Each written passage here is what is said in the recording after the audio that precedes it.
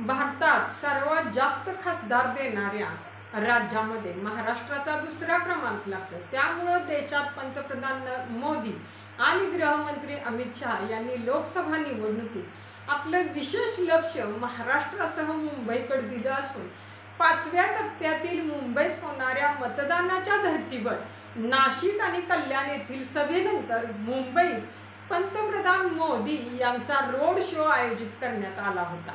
पंतप्रधानांच्या mega road शोला मुख्यमंत्री एकनाथ शिंदे आणि उपमुख्यमंत्री देवेंद्र फडणवीस उपस्थित होते।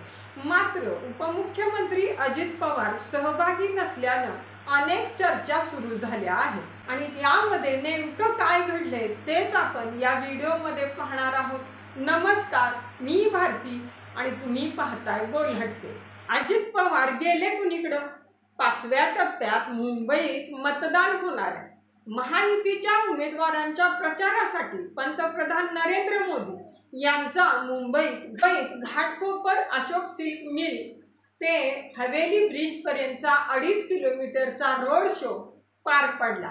पंतप्रधान नरेंद्र मोदी, मुख्यमंत्री एकनाथ शिंदे, उपमुख्यमंत्री देवेंद्र फडणवीस रोड शोच्या माध्यमातून मुंबईत जोरदार शक्ती प्रदर्शन करताना दिसले। मात्र दुसरीकडे उपमुख्यमंत्री अजित पवार हे रोड शो मध्ये दिसले नाही। त्यामुळे राजकीय वर्तुळात अनेक तर्कवितर्क लावले जात आहेत।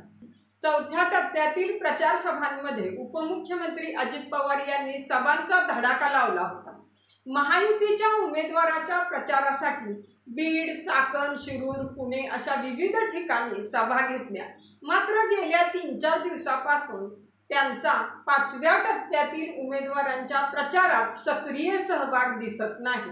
मोदींच्या मुंबईतील रोड शोत सहभागी नसल्यामुळे अनेकांच्या भुवया उंचावल्या आहेत।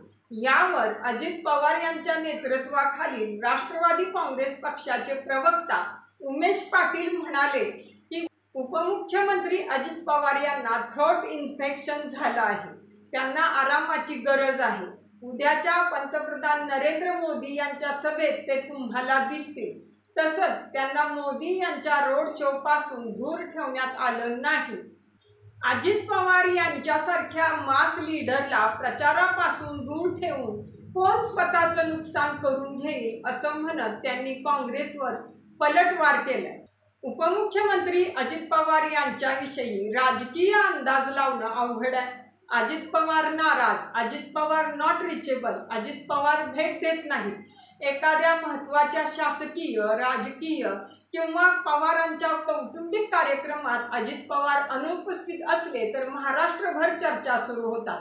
त्यातल्या त्यात अजित पवार गायब, नॉट रिचेबल राज्याच्या राजकारणातला महत्त्वाचा मुद्दा राहिलाय। 2019 मध्ये विधानसभा निवडणुकीनंतर अजित पवार अशाच प्रकारे गायब होऊन राजभवन येथे पहाटेचा शपथविधी झाला होता आणि त्यानंतर अजित पवार यांच्या नॉट रिचेबलला अतिशय गांभीर्यानं पाहिलं जातं। पहाटेचा शपथविधी झाल्यानंतर शरद पवारांनी सगळी सूत्र हलवली आणि अजित पवारांसोबत दिलेले आमदार परत स्वगृही परतले आणि त्यानंतर 2 दिवस अजित पवार नॉट रिचेबल होते। त्यानंतर पहाटेच्या शपथविधीवर अजित पवार आणि देवेंद्र फडणवीस यांच्याकडून अनेक वेळा शरद पवारांकडे अंगुली निर्देश केला जात आहे। 2022 साली मार्च महिन्यात राष्ट्रवादी काँग्रेस पक्षाचे राष्ट्रीय अधिवेशन दिल्लीत पार पडलं। त्यात अजित पवार यांनी भाषण न करता ते निघून गेले होते।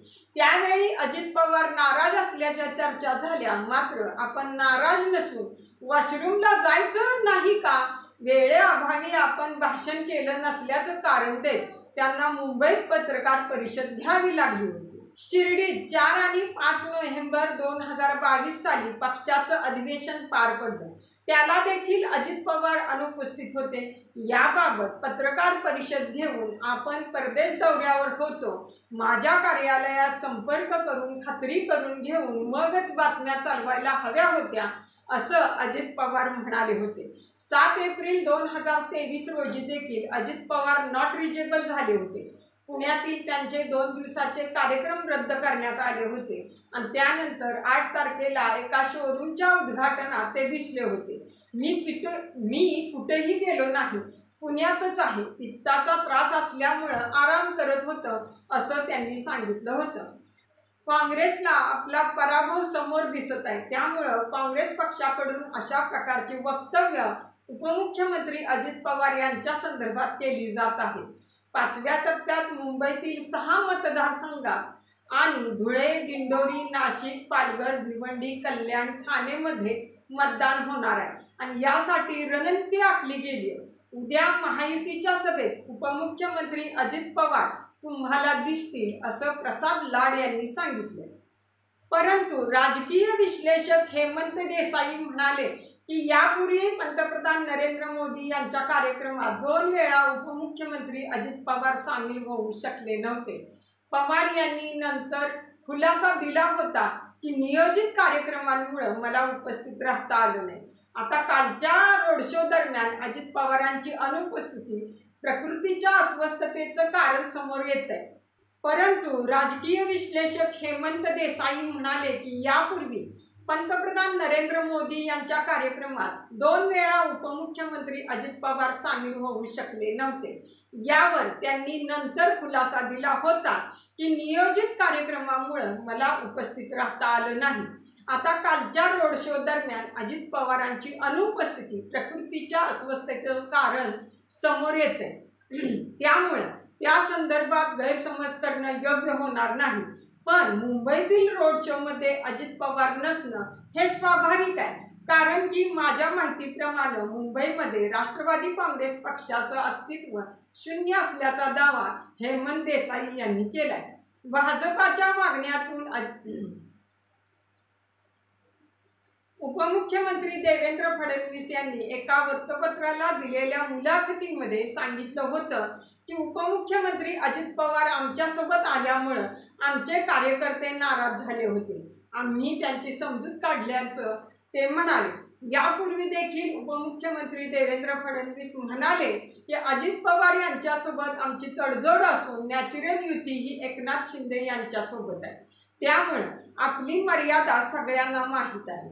महायुतीच्या उमेदवारांच्या प्रचारासाठी उपमुख्यमंत्री अजित पवार यांचा फारसा उपयोग झालेला नसावा, कारण की बारामती लोकसभा मतदारसंघाच्या निवडणुकीत ते अडकून पडले होते. भाजपला मुख्यमंत्री एकनाथ शिंदे यांचा महायुतीसाठी प्रचारात उपयोग करता आला. भाजपच्या वागण्यातून अजित पवारांना संकेत मिळाला असेल की आपला देखील वापर करून फेकून दिलं जाईल का. उपमुख्यमंत्री अजित पवार यांच्याकडून आपल्याला फायदा झाला नसावा असं भाजपला वाटत असल्यामुळं त्यांच्यात अंतर निर्माण झालं असावं असा अंदाज राजकीय विश्लेषक हेमंत देसाई यांनी व्यक्त केला. पण तुम्हाला या सर्वाबद्दल काय वाटतं जरूर कमेंटमध्ये व्यक्त व्हा आणि बोल हटके या आपल्या यूट्यूब चॅनेलला नक्की सबस्क्राईब करा.